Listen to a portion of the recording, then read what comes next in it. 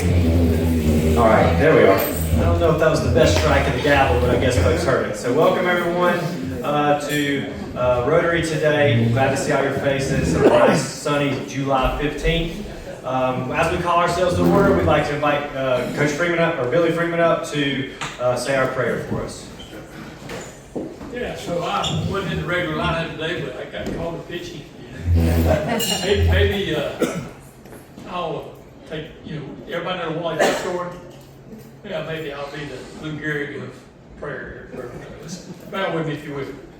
Heavenly Father, we just pause at the beginning of this meeting, Lord. We want to first give you the praise for this club, for this town, Lord, for each individual in this room.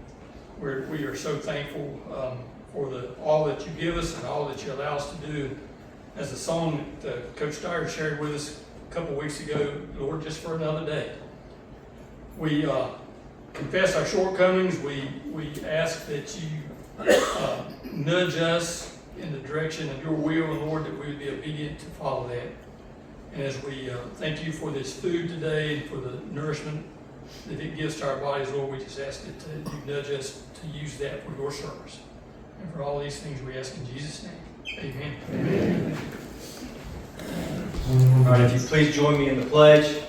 I pledge allegiance to the flag of the United States of America and to the republic for which it stands, one nation, under God, indivisible, with liberty and justice for all. Now we'll welcome up Doc to come sing for us, All Hail to Rotary. We've done this before. You know this song. Let's get some boisterous music going on. All hail to Rotary, steadfast and strong. We'll strive to hold our course, though days seem dark and things go wrong. Service in all we do, friends ever free, until we meet once more. Next out to all our friends in Rotary. Jolly good. All right. Thank you, Jeremy, as well. We appreciate you over there on the ivories and all your work as well. Sergeant at Arms, do we have any visiting Rotarians today? Mr. President, we have the visiting Rotarians. Thank you. And we'd like to welcome any other guests in the room. Do we have any guests in the room today? Okay. We will welcome Wayne Underwood and Roger Bryant. They're both online with us on Zoom, so they are on board and listening in on our meeting as we move along this afternoon. We do have a few announcements of upcoming events. Some we did mention last week, but I also want to hit on some that happened over the previous week. Elaine just reported that Mills of Grace served over 63 folks last week, just last night, and it was a great turnout. That's still a consistent thing. Thanks for those who are helping with that. And it's a big impact when you think of 63 folks who got fed. When we look at it that way, we look at the service of that in our community, it's a huge thing. Also, back to school events are happening, are starting to kick off even more, but we are doing a drive to solicit supplies for communities and schools. So those go directly to the students and support for them. And as we all know, and one of the missions that we have our youth and making sure that they have what they need. A child is never really the one responsible for getting those things, so it's good for us to be able to support. I know some of our local businesses, Avis Jewelers and others have already supported. I saw that, so that's awesome. We appreciate that. Also, this Saturday is our next installment of the music series. It is a dueling DJ and live interaction, it seems to be. It's going to be new for Tommy, and he's excited about that and all the engagement it'll hopefully have with the crowd. You have anything else you'd like to add, Tom? Just one thing, that the young lady you see on the screen and the young guy are both extremely talented. The flow of this evening will be entirely different than anything I've ever done. So, if nothing else, it could be like watching a NASCAR race if you're watching for the race. So I'll let that be the tease. That means there's a lot of action, as with any NASCAR race, there is action there, see. But also I think that the theme is 70s, 80s, and 90s. So you dress your generation, add a little twist to it.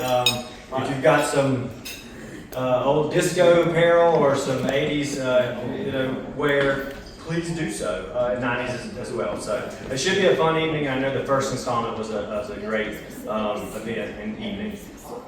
The group that's helped planning that will be meeting briefly after the meeting, so if you do have a moment, we'll join each other to just game plan for Saturday.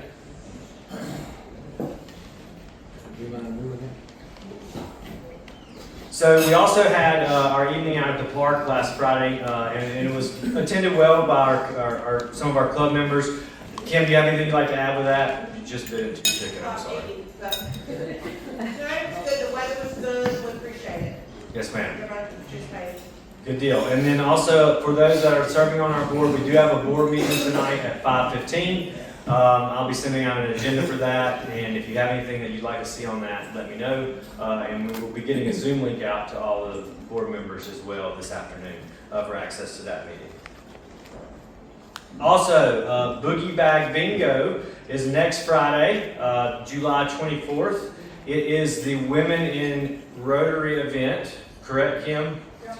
And if you have any interest in attending that or would like to purchase tickets, I don't see. I'm right here. Tam. We're actually sold out. Oh, all right, never mind. You better know somebody if you want a ticket. There's still women in Rotary table. There is still room at the Women in Rotary table, so see Kim if you're interested in attending that. It's a good opportunity to support downtown initiatives and things happening with the Palace Theater, but also a good event to get together and fellowship. So it should be a fun time. And I think really nice handbags are part of this event, so you have an opportunity to win those. Also, one thing that we wanted to go ahead and get on your radar for you or your business and or folks that you know, the state of the city and county will be in August. August 18th on a Tuesday morning. It will be held at Bethel Global Methodist. It's a little bit larger space. The past couple of years it's been held at the Ballpark Community Center, but fortunately for the event and informationally, it's filling up that facility. So we need to get a little bit bigger in an area, arena for the presentation, but I know our mayor always is able to update the community on the good things happening in Thomasville, and then county representatives do the same for the county. So if you're interested in that, yes, sir. I'm sure Rod will do a good job, but the food will be great. There you go. So good job from Raleigh. Mayor York will definitely be on, as always, but then we'll have some great food, apparently. Yeah, absolutely at Bethel. Yes, sir. So if you're interested in that, see Keith with the chamber, and check in with him, and he can get you what you need. All right, are there any other announcements? I'm trying to, as we said last week, I'm trying to put the ones that are relatively close in the calendar. We do have obviously huge or bigger community events coming in September with Everybody's Night and Everybody's Day. As we progress towards those, we'll be trying to add those to the PowerPoint for everyone to keep them as a reminder. But a lot of those are in your bulletin. So if you check your bulletin and check the events, Kim does a great job of listing all kinds of events that are happening in our community. So utilize this tool to stay up to date with what's going on. Are there any other announcements or events that the floor would like to share?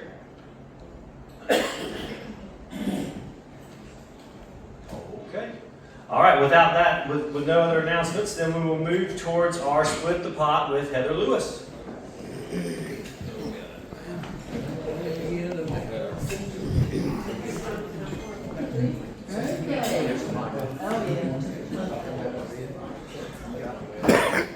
Alright, so we have 39 cards.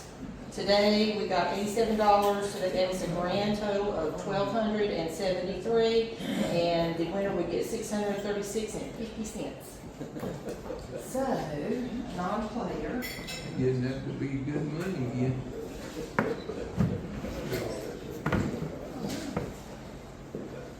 Let's see here, it is, ends in 633.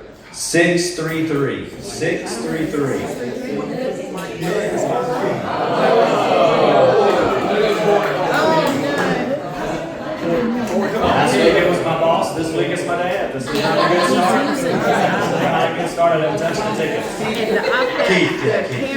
automatically adjust, so when you and it's just not turning it around to just.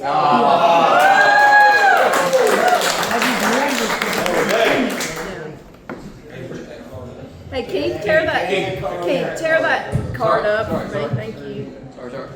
The pot lives to see another day, and we'll see who gets pulled next week. Go from there. So this month we're celebrating July birthdays this week. We have a list of them here, and at that time I'll invite Mr. Stan Stiers up for our July birthdays.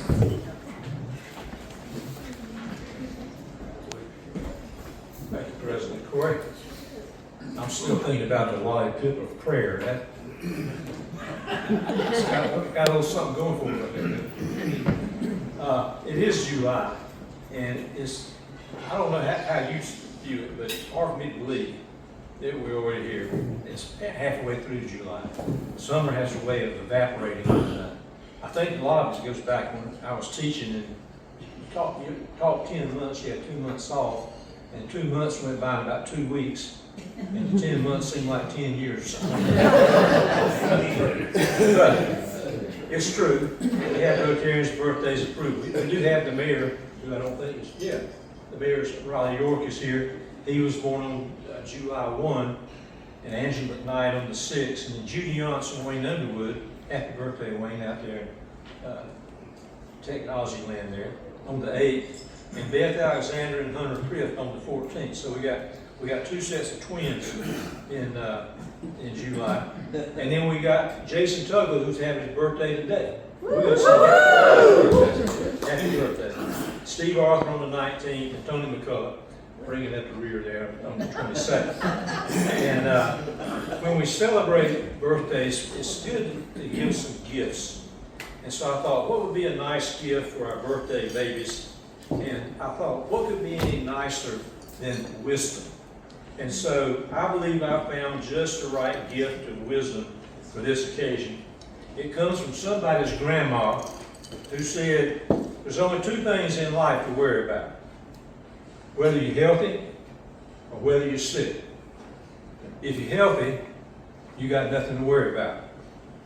But if you're sick, you got 2 things to worry about.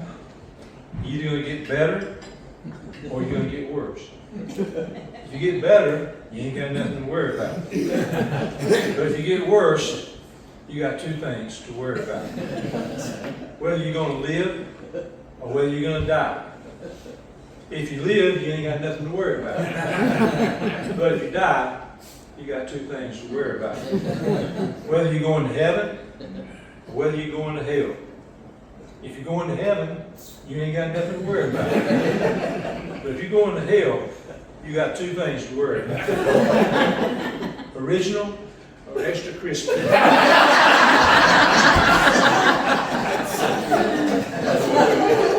Birthday people will stand with us singing. We know we all go together. We know.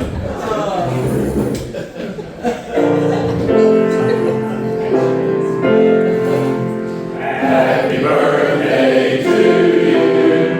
Happy birthday to you. Happy birthday, Rotarians. Happy birthday to you.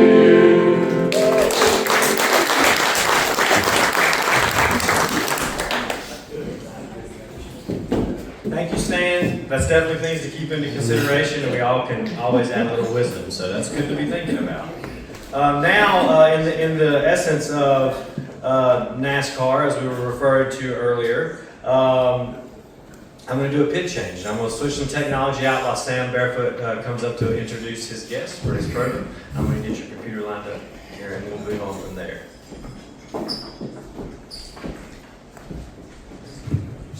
My teacher would say that's a wise use of time. Last time I was up here, I can't remember if I had a program or the prayer, but I had been gone for a couple of weeks and come back and was glad to be here and all that. Well, we've been gone for a couple more weeks, come back, and I've got the program. I don't know if now we're going to be gone for a couple more weeks. I don't know what I got to do in 2 weeks, but Kim will have something for us. Yes. But anyway. Glad to be back. It always is good to see this bunch. Tera Melber is married to David. David's over here. They've spoken to us before, you might recall. And David is the 9th president of BCH, I believe, if I recall. And been there a little over a year now. But when Kim asked me about a program, I immediately thought about, well, we need to have something at Mills Home or whatever. And I went to Tera. I didn't go to David. I went to Tera. And she said, yeah, I can do that. So there we go. She's the mom and David of 6 grown children and grandmother to 7. And she's a trauma care specialist. We learned that about her early on when we got to know Tera in the very beginning. She walks alongside foster and adopted families and are caring for children who have experienced childhood trauma. She represents BCH as a volunteer speaker to groups throughout our state. And the thing about David and Tera both, certainly they have a heart for the gospel, spreading the good news, but even a bigger heart too to wrap their arms around children and families that have needs. And they're working hard, I can tell you, all across North Carolina in this ever-changing environment. So that's what I wanted to bring Tera before us today, to kind of give us, a lot of people say, how many people got at Mills Home? And that is, and they'll tell you, that's the number one question. It's been there for 45 years I was there, number one question. But it's a lot more than that. And today, the times have changed, and we're looking at those changes. And so Tera's going to give us a glimpse into some of that and how we're meeting those needs. Tera, thank you. Thank you so much for having me. Since I am a volunteer speaker and trainer for Baptist Children's Homes, I can pretty much say whatever I want because they don't pay me anything. I want to tell you though, what I find really kind of ironic is, as a 17-year-old girl, I received a scholarship from the Rotary Club in Paducah, Kentucky that helped me go to nursing school all those years ago. And I was poor as a church mouse, and I will not start telling my poor kid stories, but I got a lot of them, so if you ever want to talk about that, we could definitely do it. But David and I moved to North Carolina about a little over a year and a half ago for him to lead Baptist Children's Homes, and we're really thankful to be here. I love, love, love living on Mills Home campus. It's like we live in a giant park. So we really do love Thomasville. We're glad to be here. As Sam said, we are the parents of 6 kids, and we have 5 grandchildren. 2 of those are on the way. So we have a grandson due in November and a granddaughter due in December. But as you can tell, my family looks a little bit different. We don't all look the same. So not only does David lead Baptist Children's Homes, but we have a heart for it because we've lived this life 24/7 for the last 21 years. Our daughter was born in the Philippines. She came home when she was 7. The tall guy in the middle, the groom, he was born in Ethiopia, and then our youngest son, Isaac, was also born in Ethiopia. And our kids remember some really challenging things about their life. They remember their lives in their former countries, and because of that, we started adoption, foster care, orphan care ministries in the churches in which we were a part. And so we've been walking alongside foster, adopted, and kinship families for over 20 years. What I want to tell you about this right here is, you guys may know Mills Home for a few really wonderful things. One is coffee. So if you haven't been to the mill, I hope that you'll come. It's the best coffee shop in Thomasville, and if you own another one, I'm sure yours is great too. But I love ours because I can walk to it and the people are awesome. And it supports our ministry at Baptist Children's Homes. Another is Fancy Finds. Shout out to Kim over here. Fancy Finds is also a wonderful business in Thomasville, and we're thankful for all that they do. And you may know Greater Vision, which is our outreach ministry that ministers to the underemployed in Thomasville, and we provide an incredible service to them. They go through a program at Greater Vision. Not only do we help them get back on track, but we also provide opportunities for them to get food and clothing and household good items. So we're very thankful for Greater Vision and for what that provides for our community. But you all may know Mills Home. A lot of people know Mills Home this way. We've been around for 141 years. That's a really long time ago.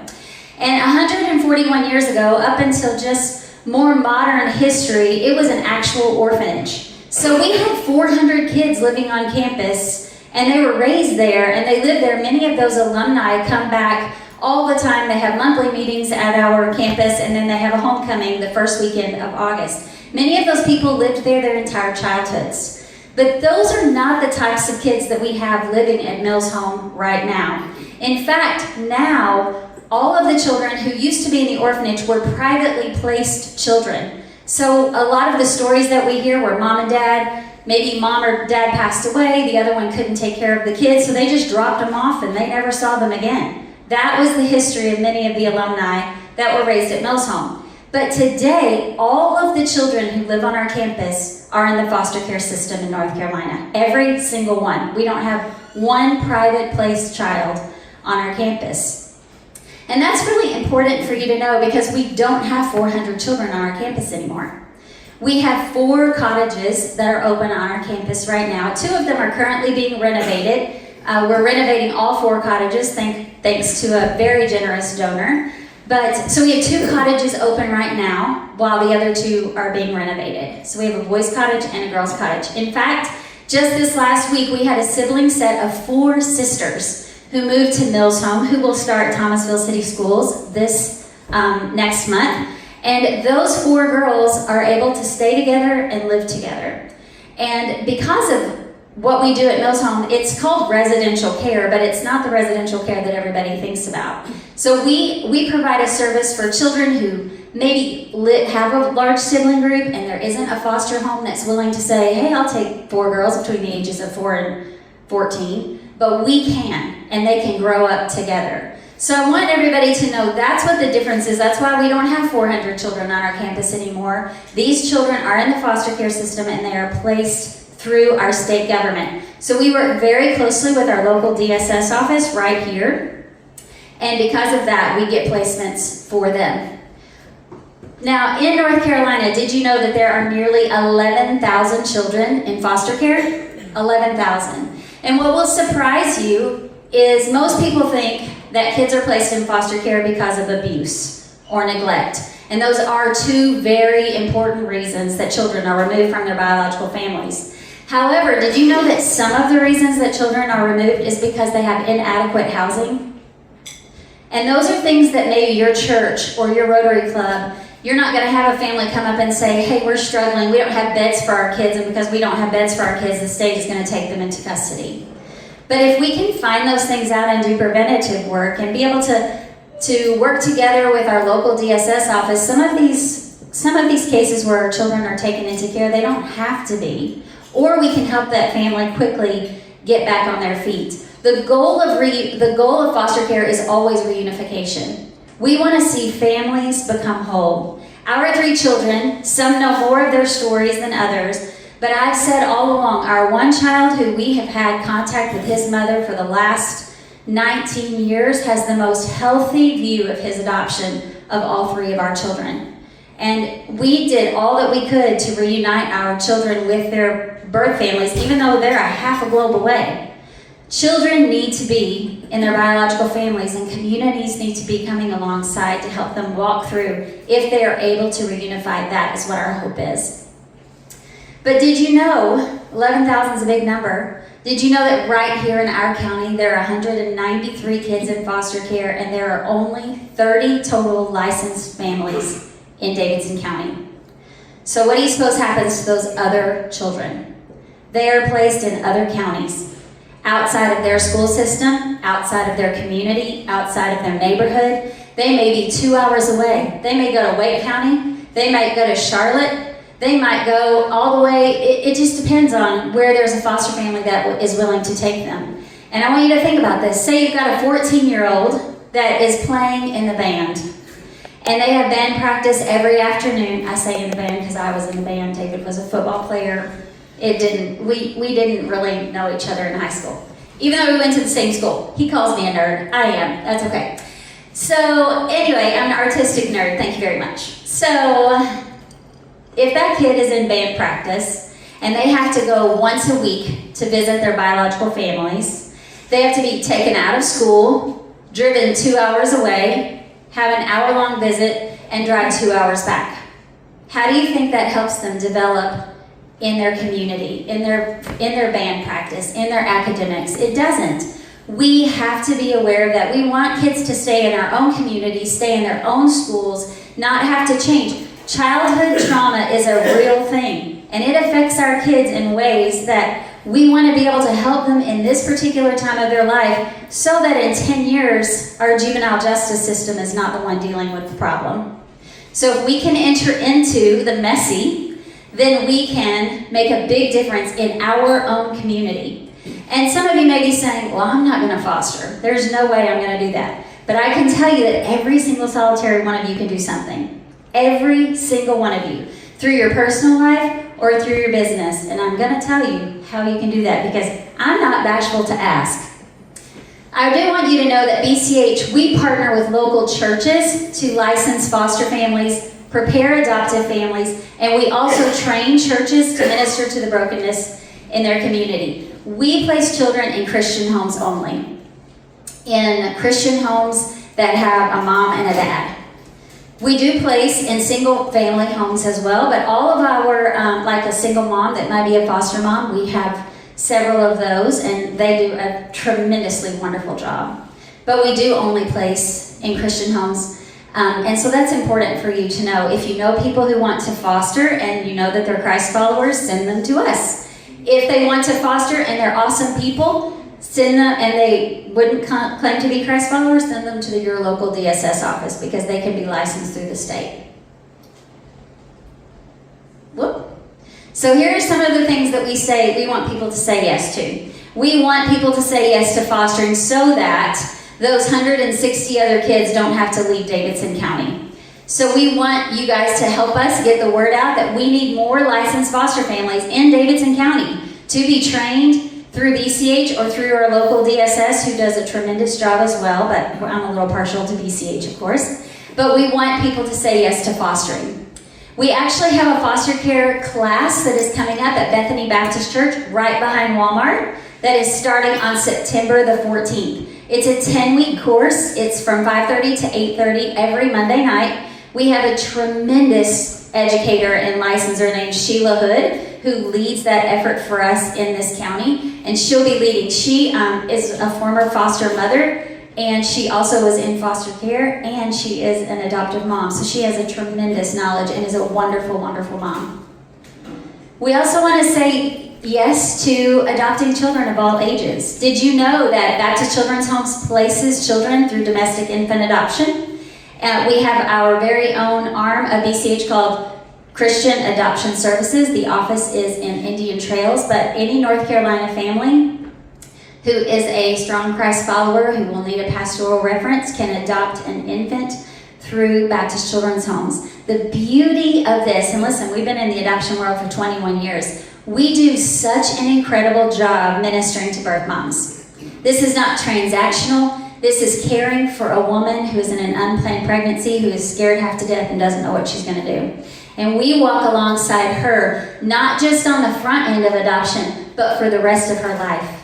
We have a birth mother retreat every single year, and every single solitary year we have mamas come into faith in Christ because of the incredible influence of our birth mother counselors. We also have a manual home right down the street where moms who have placed their children for adoption, if they need a couple of years to kind of get back on their feet, help them get going in life, they can live at a manual home. We have women who are living there now who are enrolled in community college and who are working for BCH in one of our businesses. So it's a tremendous, wonderful, wonderful resource.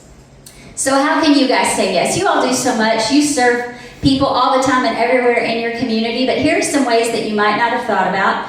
But our children that are in care, you can provide birthday gifts. That's an easy thing to do. A birthday box, birthday bag, gift cards, just like the sibling set of 4 that just came in this week. They didn't have bathing suits for our awesome swimming pool. They don't have any clothes. They don't have school supplies, although they will because they're going to Thomasville City Schools and you are purchasing them. So thank you very much. They don't have a lot of basic things that they need, and we provide those things, but how amazing is it for us to be able to say, business people in our community want to provide these things for you. So gift cards, just Walmart gift cards, Amazon gift cards, so that our house parents, when they are welcoming these kids into our care, don't have to be worrying about all kinds of things. They can just zip online or zip them up to Walmart, and they can pick out the things that they prefer, the clothes that they want to wear, not just hand-me-downs from somebody else. We have a work day coming up on September 26th. I'd love for every single one of you guys to be there. It's right down the street. It's from 8:30 to noon. It's not even going to take up your entire day, but it's a great way for your club to get together and come down and do some landscaping or some painting. We have a great volunteer director named Austin Decker who will put you to work from 8:30 to noon, and we would love to see you down there. We also have a golf tournament coming up. I'm sure there's a golfer in this room, and that's going to be at Sedgefield Country Club in Greensboro on September 24th, and we need sponsors for that. Or you can participate. So either way, you go have fun, you golf. If you own a business, you get your name all over the place when as a sponsor for the golf tournament, and we would love to see you there. Another simple and easy way, this is what we did when we lived in Georgia. We supported our local foster care workers, case managers, social workers, and the cottage parents by, once a month, we took muffins to our case managers in our local DSS office. You've got an office less than a mile down the street. Do things that are sweet and special for our social workers and our case managers and our cottage parents who every single solitary day are hearing hard stories and doing hard things. They need our support just as much as anybody else. We have launched a new trauma training initiative for businesses and churches. We do much of this. This is what I did in Georgia as well. So we teach you how to recognize what is a trauma response for a kid who's gone through hard things. Maybe that behavior of that kid who's got his hoodie pulled up and it's tight and he won't look at you in the eye and talk to you, and you think he's being a disrespectful little brat, but you have absolutely no idea what's going on. So instead of asking, what is wrong with that kid? We want to ask, I wonder what's happened to this kid. I even wonder what happened this morning. And then I wonder what I could do to help. How can this kid flourish, and how can I be a part of that? And it's a really awesome training. It's very interactive, and we actually have one of those coming up October the 3rd at Green Street Baptist Church in High Point. It's a local regional training that we'll have. But we want every church and every community trauma-informed. Everybody from our police officers and EMS, they do such an incredible job. But we are 141 years old of expertise that we can come and teach in your church and in our community. Because if we together as community partners, if we can give you the tools and the training and the support, we can meet the needs of the children in Davidson County in Thomasville. So, I actually brought some papers that have all of these events coming up and a QR code, but if you just go to BCHFamily/say-yes, you can just fill it in. If you have an interest in any of the things that I've talked about, someone will get back to you on that. So we definitely need your yes, and we definitely need your prayers, and you can also sign up to be a prayer partner with us, because Lord knows that as we are sharing the gospel and pushing back darkness where really hard and terrible things are happening in our very own community, in your backyard, we can only do that if the Lord enables us to do that. This is nothing that can be done by human effort at all. So we covet your prayers for that.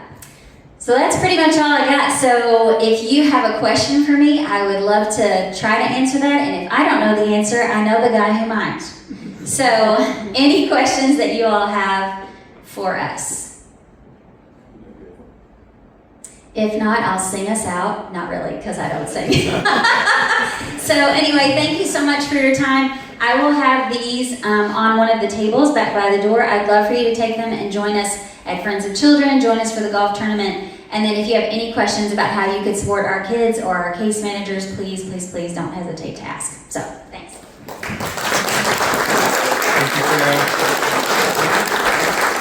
What a blessing Baptist Children's Home is in our community, and all the good work they do. I think you never know, it's like a leaf unturns every time you hear about the organization and the different things they do within our community. The impact that's even statewide, so it's just a tremendous thing, and it's been an asset for over a century, obviously, 140 years in our community. So it definitely is something that we're very proud to have in our community, and we appreciate everything that you're doing in service of our community. So thank you. I'm gonna pit change again real quick. I did want to, I would be remiss if I didn't mention it is birthday week for our club. And one thing during that week is cart.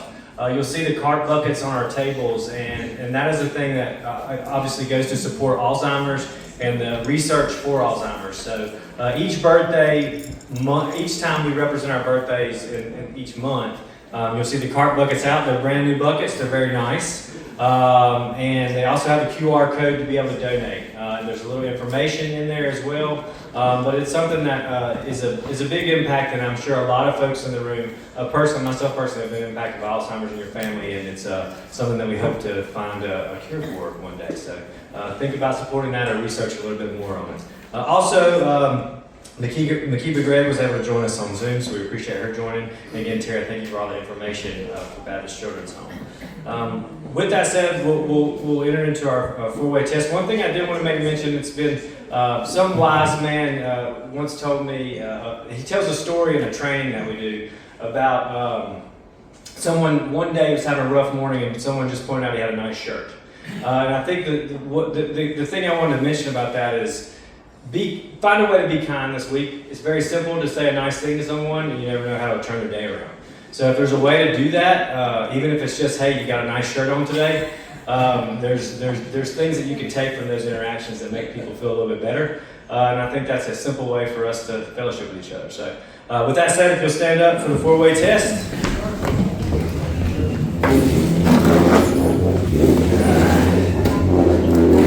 So as we go out into the community and all the things that we think, say, or do, first, is it true? Is it fair to all concerned? Will it build goodwill and better friendships? Will it be beneficial to all concerned? I don't have